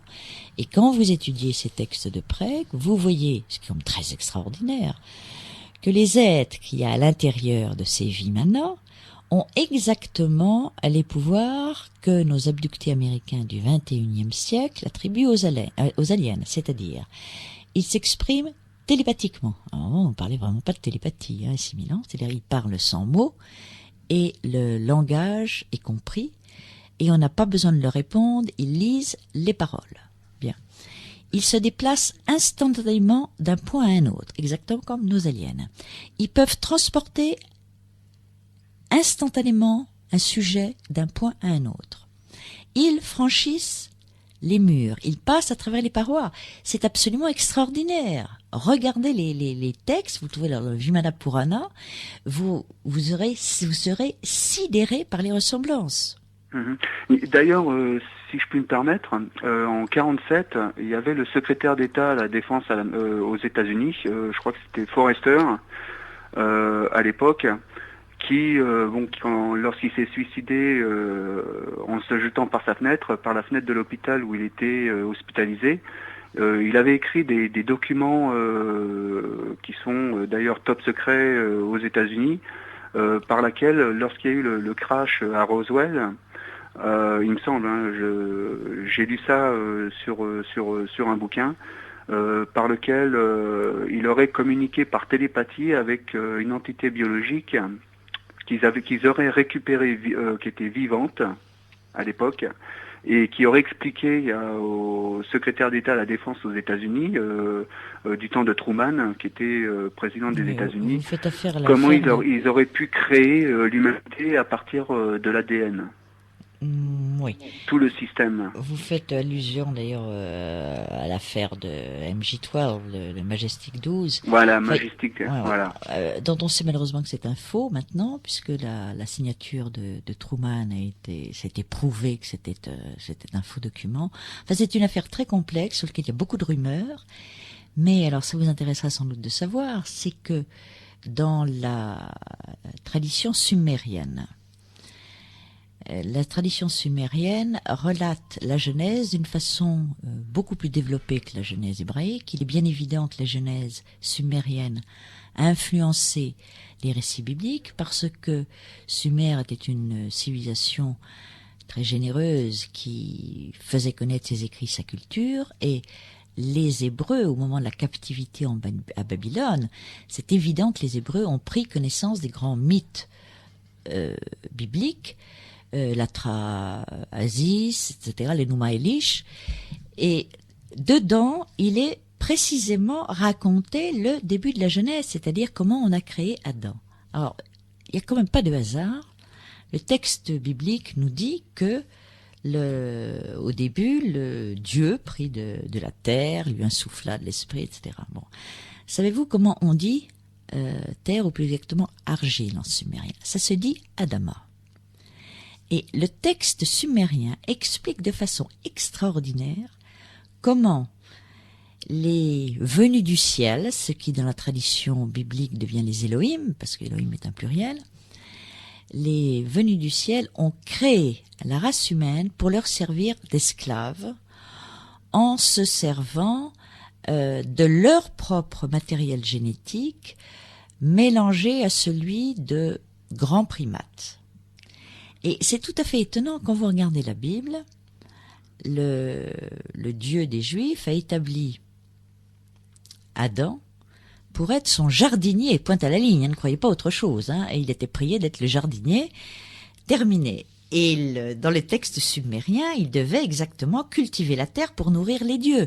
Si les dieux avaient besoin d'être nourris, c'est qu'ils ne devaient pas être tellement éthérés. Nous retrouvons les mêmes racines toujours partout. Je ne sais pas si j'ai répondu à votre question, parce que je me suis embarquée. Parfaitement. Ben, je vous remercie beaucoup, madame. Bonsoir. Bonsoir, madame. Bonsoir Alain. Marie-Thérèse de Brosse nous fait le signe du départ. C'est un signe muet, mais télépathiquement tout le monde aura pu comprendre. C'est pas très radiophonique, mais ça veut dire je vais me diriger vers la porte. On va le regretter. Oh, je peux rester jusqu'à 8h du matin. Bon, C'est bien. Oui, sauf que nous n'irons pas nous-mêmes jusque-là. Allez, on donne une dernière fois le standard. 01 45 75 44 44. Je le dis très vite, comme ça personne n'a le temps de noter.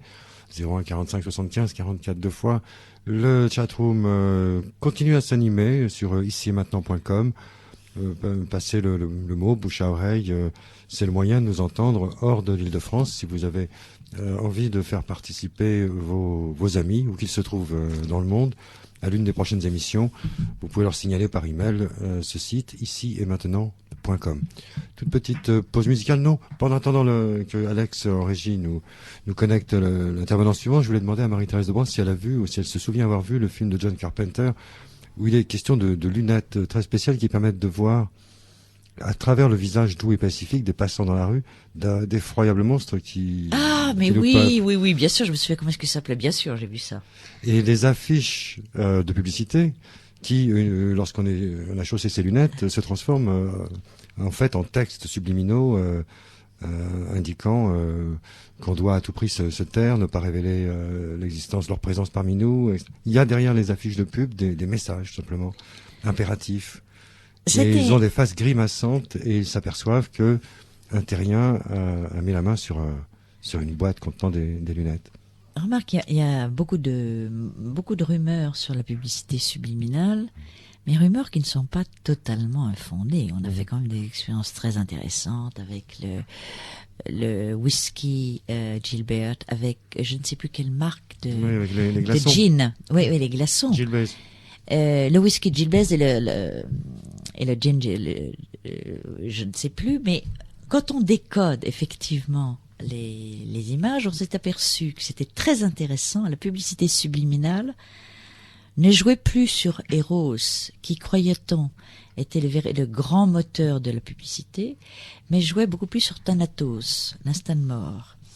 Et le décodage des images subliminales qui fait que, effectivement, on achetait ces produits, montrait des poignards, des têtes de mort, enfin, tout l'appareil de Thanatos, et non pas ce qu'on aurait pu imaginer, de somptueuses créatures, de quelque sexe que ce soit. Hein. Ça marche, la publicité subliminale. On avait même taxé François Mitterrand d'avoir utilisé la publicité subliminale. Vous vous rappelez? Oui, Captain Vidéo avait réalisé le générique du JT de 20h et une image sur 25 faisait apparaître Mitterrand, effectivement, à cette époque, en pré-campagne. Nous recevons Michael. Oui, bonsoir. Bonsoir. Alors, je viens de tomber sur l'émission juste il y a 10 minutes et je trouve cette dame donc, qui anime ce soir très intéressante. Je voudrais bien qu'on me rappelle son nom. Marie-Thérèse de Brosse. Marie-Thérèse de Avec Brosse. un S à la fin. Alors, Marie-Thérèse de Brosse. Marie-Thérèse. Bonsoir, Michael. Alors moi j'ai deux petites choses quand même qui m'ont fait un peu sursauter, si je peux me permettre.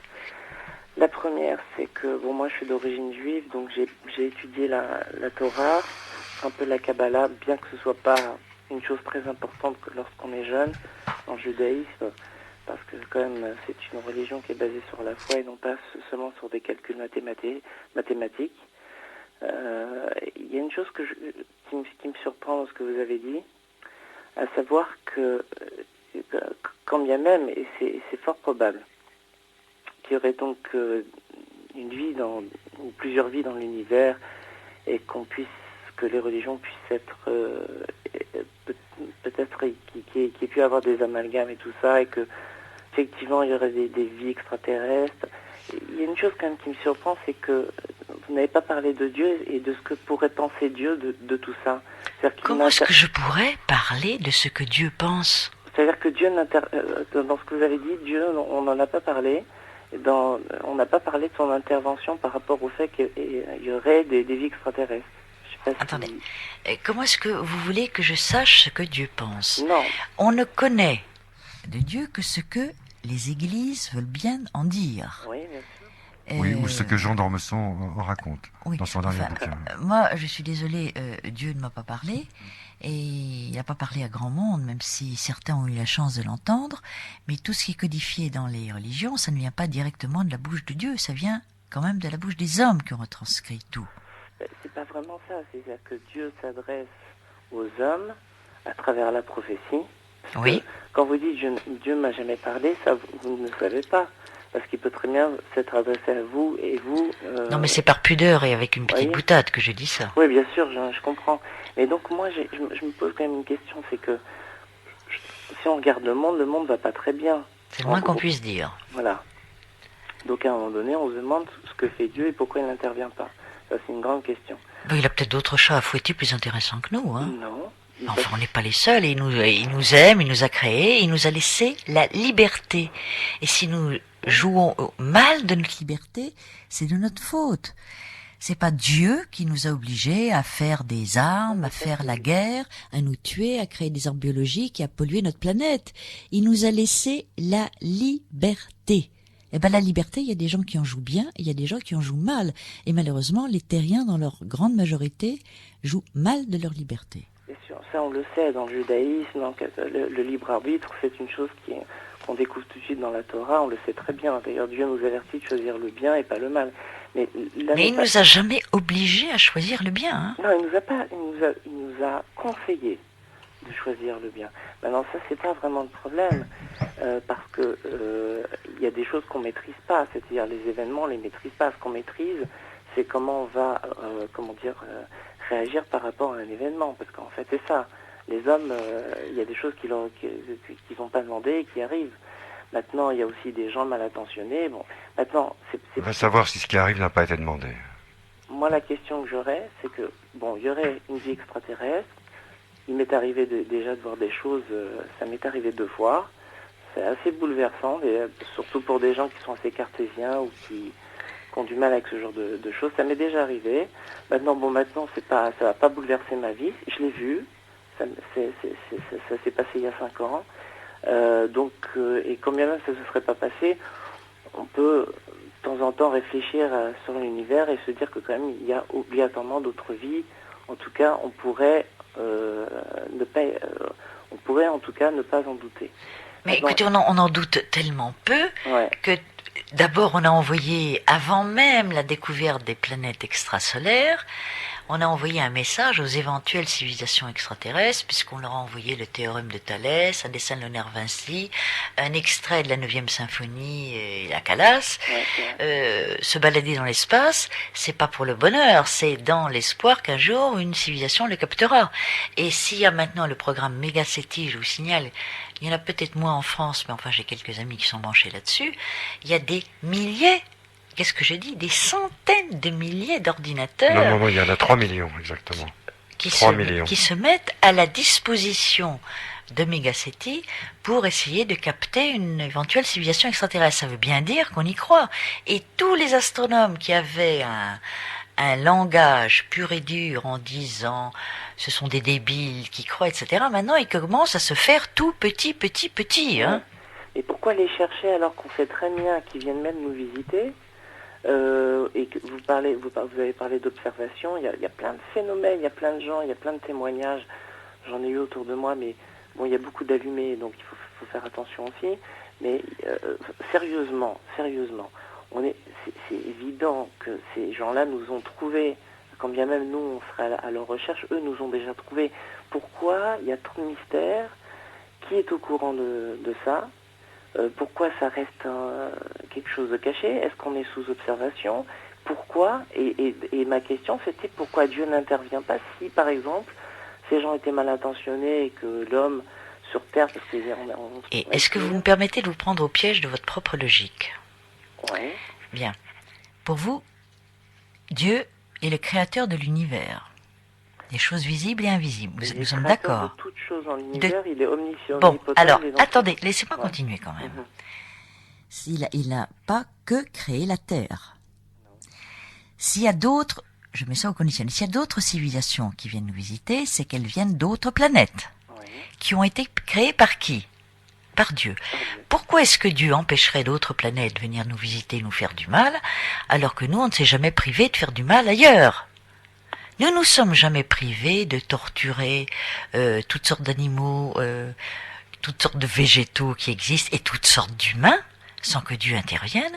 Pourquoi est-ce que Dieu interviendrait pour empêcher d'autres civilisations de nous venir nous rendre le mal que nous passons notre temps à faire sur Terre? Soyez un petit peu logique, monsieur. Michael. C'est pas bête, mais alors je pourrais vous répondre. Oh bah répondez-moi. Alors, effectivement, maintenant, est-ce qu'il a créé l'homme pour que l'homme souffre et qu'à un moment donné il n'intervienne? Vous pensez que Dieu n'intervient jamais dans les histoires de l'homme? C'est-à-dire qu'à un moment donné, il ne serait pas là à faire rempart à un danger. On sait très bien dans le judaïsme que Dieu intervient à chaque instant, à chaque minute, il renouvelle le monde, la molécule. Mais son intervention fait partie d'une non-intervention, si vous voulez. C'est-à-dire? Il n'a pas à intervenir dans... C'est lui qui a décidé qu'il créait l'homme libre, doté d'un libre arbitre. Bon. Il y a une grande naïveté de temps en temps, c'est terrible à dire, lorsqu'on entend des gens prier pour demander quelque chose. Nos actes nous suivent, notre karma nous suit, tous nos actes, toutes nos pensées. Vous ne pensez pas impunément du mal de votre voisin sans que ça change quelque chose en vous. Vous ne souhaitez pas impunément du mal de qui que ce soit. Vous ne pouvez pas avoir la moindre pensée sans que ça ait ses conséquences. Et ces conséquences se répercutent de génération en génération. Mais Dieu n'a pas à intervenir. Sinon, il ne nous aurait pas donné notre libre arbitre. Je n'arrive pas à comprendre pourquoi vous ne voulez pas accepter ce point de départ sur lequel vous vous fondez. Mais non, moi je suis pas, j'ai pas dit que j'acceptais pas, mais par contre là, vous parlez de prière. Pour vous, la prière est inintéressante globalement? Pas du tout. La prière intéressée, il y a deux formes de prière. Je vais vous dire par exemple, pour moi, ça c'est mon avis. Ouais. La prière la plus belle est une prière de Claudel. Claudel est rentré dans une église, il s'est mis au pied d'une Sainte Vierge et lui a dit « Je ne viens pas vous prier pour vous demander quelque chose, je viens simplement vous regarder parce que vous êtes l'Immaculée. » Bon, catholique, converti, il s'adresse à la Sainte Vierge, qui a moins d'importance, c'est bien évident pour vous, mais on peut prier pour remercier. On peut prier pour élever son âme au point de vue vibratoire. On n'est pas là prier pour demander. C'est terrible, toujours demander. C'est pas mon propos, hein. C'est moi je parle de peut-être demander aussi la paix et de prier pour que Dieu instaure la paix dans le cœur des hommes. C'est pas idiot. C'est pas à Dieu d'instaurer la paix dans le cœur des hommes, c'est à nous de mettre la paix dans notre cœur. Chacun, et si chacun faisait ce travail sur lui-même, c'est toute la planète qui changerait.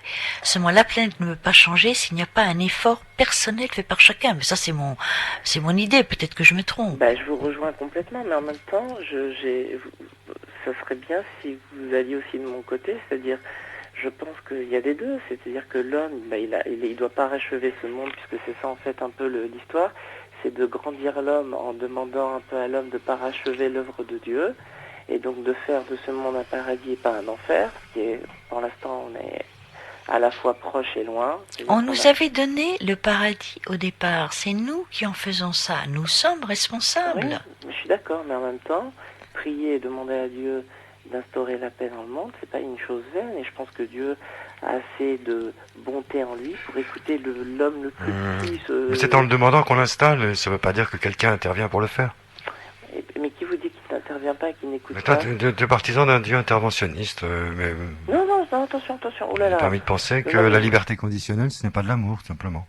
Non, mais je pense que une prière n'est jamais vaine, déjà. Et que effectivement les actes sont aussi très importants. Il suffit pas de prier. Si effectivement, il commence par transformer l'homme lui-même. Voilà. Bien, Michael. Oui. Merci pour ton intervention. On a Laure qui attend depuis tout à l'heure. D'accord, on va la laisser. Je vous souhaite une bonne soirée. C'est très intéressant, vraiment. Merci Michael. Je vous suis prêt. Hein. Au revoir. Au revoir. Bonne soirée, madame. Au revoir. Au revoir. Laure. Oui. Oui, bonsoir. Bonjour, Laure. Effectivement, c'est intéressant ce genre de débat. Ça nous enrichit dans notre recherche, notre curiosité. Et donc, il y a plusieurs sujets que j'aimerais...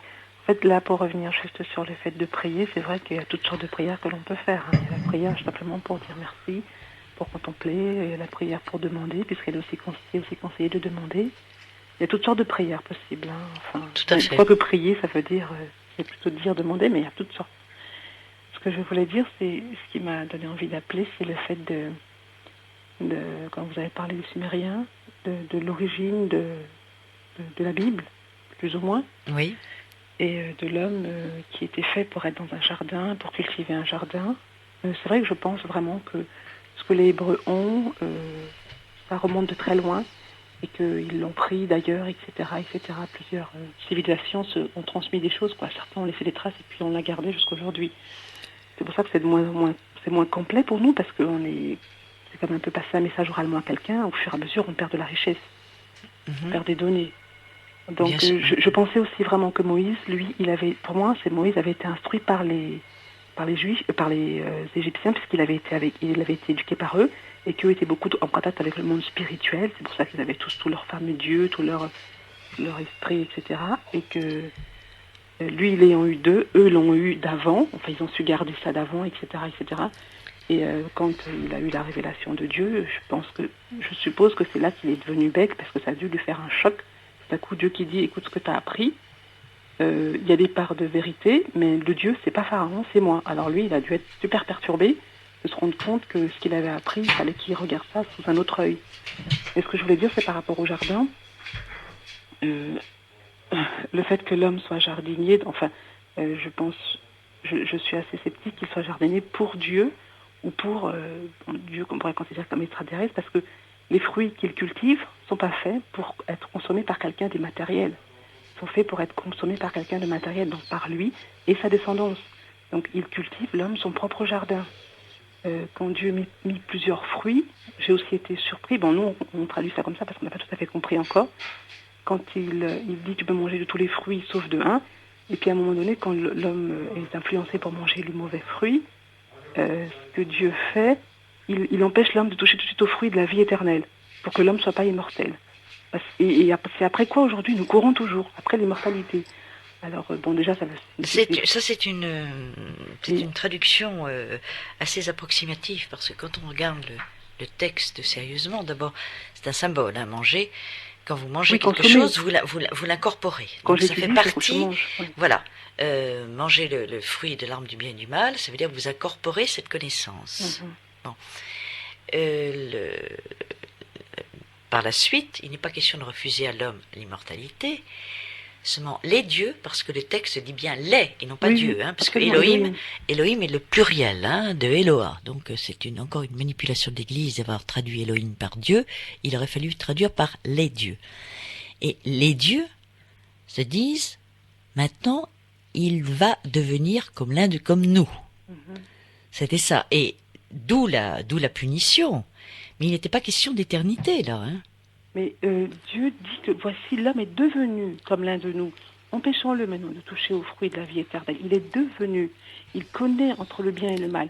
Je suppose que l'homme a mangé un peu trop tôt. Si Dieu avait mis l'arbre là, c'est que l'homme devait y toucher. Mais pas tout de suite. Comme une maman peut-être dirait à son fils, bon il y a ça, mais c'est pas encore le temps pour toi de le prendre. Plus tard, quand tu seras assez fort, etc., tu pourras toucher à ça. Mais c'est là.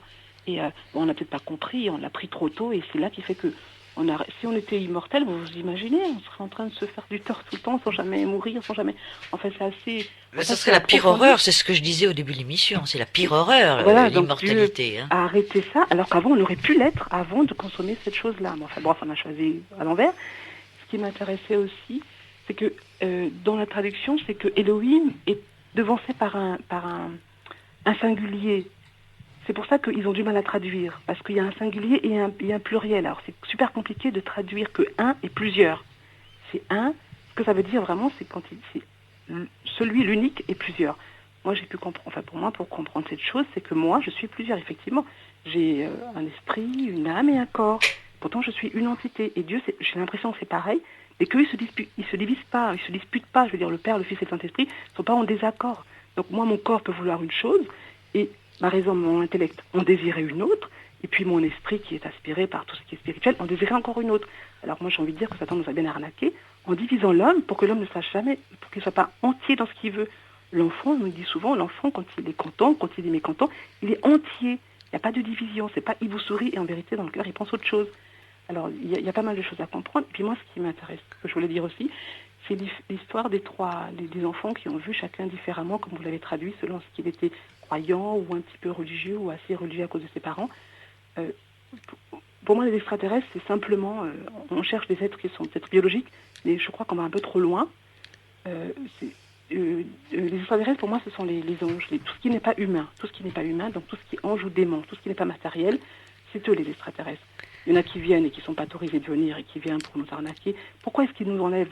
C'est simple, la Bible nous dit que, enfin je suppose, pour moi c'est simple, qu'il y a ceux qui veulent des corps. Ils veulent avoir apparemment, enfin, absolument un corps. Ils ont envie l'homme. Quand on dit bien que Satan enviait l'homme, et puis Lucifer enviait l'homme, c'est ce qui l'a rendu un peu jaloux, etc. Ils veulent pouvoir se déplacer sur cette réalité terrestre qui est la nôtre, parce que c'est super génial. Ils ont beau être super extraordinaires, mais ils ne sont pas plus que nous, malgré tout. Ils veulent un corps. Alors comment faire pour obtenir un corps? Ils se serviront de l'homme, de l'intelligence de l'homme, de nos scientifiques, pour qu'on puisse créer, leur ouvrir une possibilité de rentrer, de se matérialiser et d'être ici. Et c'est pas leur place. Pour ceux qui sont déchus, c'est pas leur place.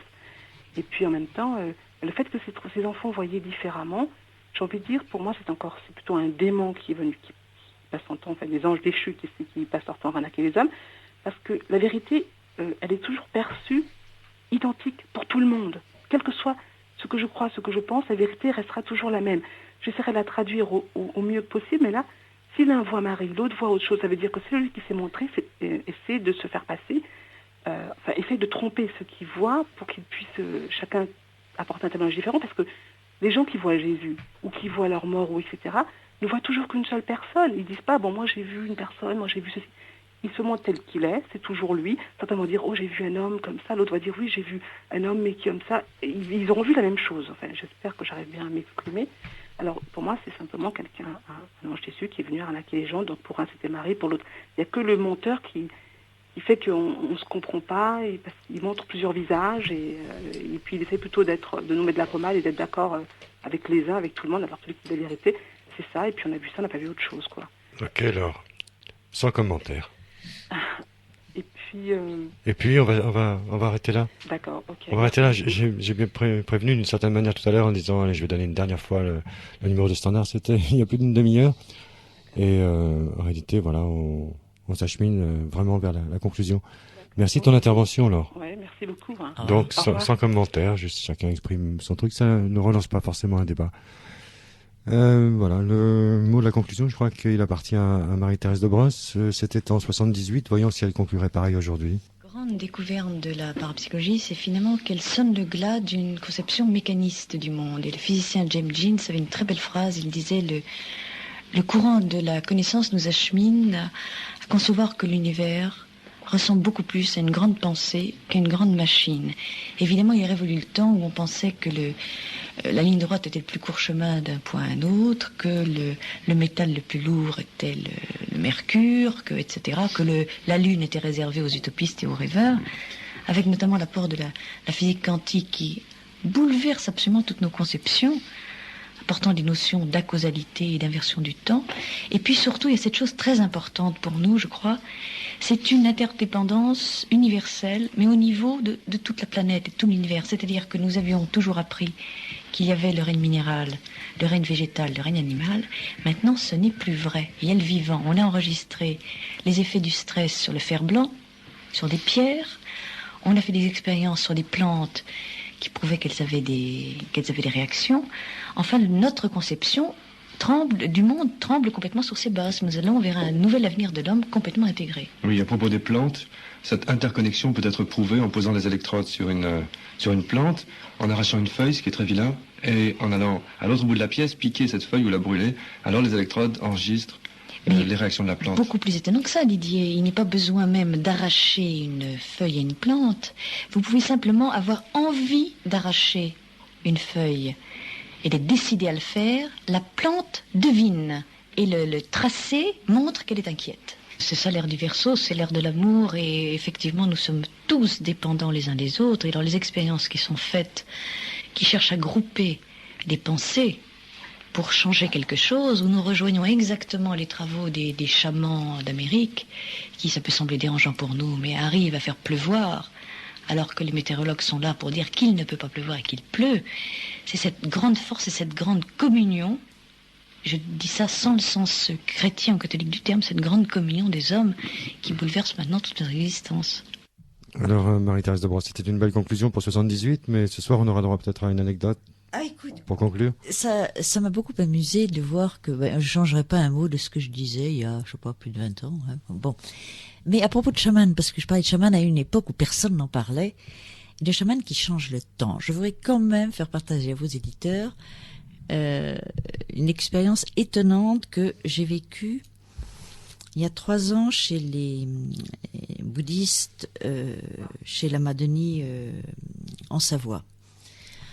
Le Dalai Lama devait venir donner des enseignements et pour l'écriture d'un livre, j'avais la chance d'être logée en haut dans le monastère avec les moines et les quelques grands ténors des différentes religions, puisque toutes les religions étaient représentées, hindouisme, islam, religion juive, catholique, et évidemment tous les animistes, tout le monde était là.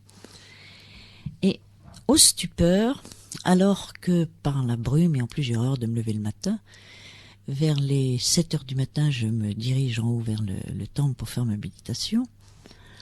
J'entends dans la brume quelqu'un qui m'interpelle en russe, et au stupeur, je retrouve, et le nom ne s'invente pas, Falik, un chaman Tungouz que j'avais connu en Sibérie. Heureusement qu'il m'avait reconnu, moi je l'aurais jamais reconnu. Et je parle avec lui, et c'est un grand chaman. Et cet été-là, il faisait une sécheresse absolument dramatique. Et je bavarde avec Falik, et je lui dis, tu sais, ça serait merveilleux si tu pouvais faire pleuvoir. Il me dit, quoi, tu as envie que je pleuve, que je fasse pleuvoir? Je dis, oui, est-ce que tu peux? Elle me dit, je sais pas, il faut que tu m'emmènes pour que je vois où je peux appeler les ancêtres. Je l'emmène faire un petit tour en voiture. Et il me dit, oui, ça va très bien. Alors, ramène-moi dans ma cellule, que je prenne mon tablier, mon tambour, etc. Et évidemment, je préviens différents amis qui étaient là, dont quelqu'un que vous devez bien connaître, Patrice Van Hersel. Ciel bleu, sans nuages, absolument extraordinaire. Et la sécheresse était dramatique. Et voilà mon Falik qui s'installe avec son tambour, qui appelle les grands esprits, et qui me dit, dans 2 heures, le déluge. J'arrive au monastère, je dis ça aux moines qui me disent, malheureuse, mais c'est épouvantable, sa sainteté arrive, et sa sainteté peut pas arriver sous la pluie. Grand ciel bleu. Étant donné, on savait que les enseignements du Dalai Lama étaient donnés en bas, nous étions en haut, et en bas il devait y avoir quelques 6000 personnes qui devaient prendre les enseignements et les confrontations interreligieuses.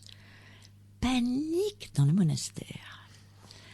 Et les moines décident de faire une contre-cérémonie pour empêcher la pluie de tomber.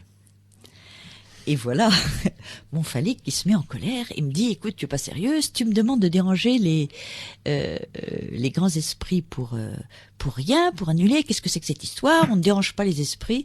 Me voilà évidemment très ennuyé. Tous les moines sortent avec leurs tibias, leurs trompes, leurs machins, etc. Et Falik me dit, moi ce que je peux faire, c'est retarder la pluie, mais je peux pas la retarder plus que midi. Je ne peux pas. Et sinon, bon. Nous assistons tous, les moines, dans un état d'affolement total, parce qu'évidemment, le Dalai Lama qui arrivait, il arrive comme un chef d'État avec des motards, des voitures officielles. À 12:05, il y avait une grande tente tibétaine où on faisait nos méditations et nos repas, puisque nous n'étions pas avec les gens. Un vent se lève et une pluie diluvienne s'abat sur le monastère. Je téléphone avec des amis qui étaient à 100 km de là. Ciel bleu partout. Paris, ciel bleu partout. Il n'a plus que là. Alors ça, il y a des témoins, parce qu'il y avait je ne sais combien de personnes, de ce ciel bleu, c'est quand même Falik qui a fait venir la pluie. On m'avait dit que le séminaire s'était terminé dans l'Agadou, mais je connaissais pas c'était l'origine. l'Agadou, ça a été dramatique d'ailleurs. Merci Marie-Thérèse de Brosse.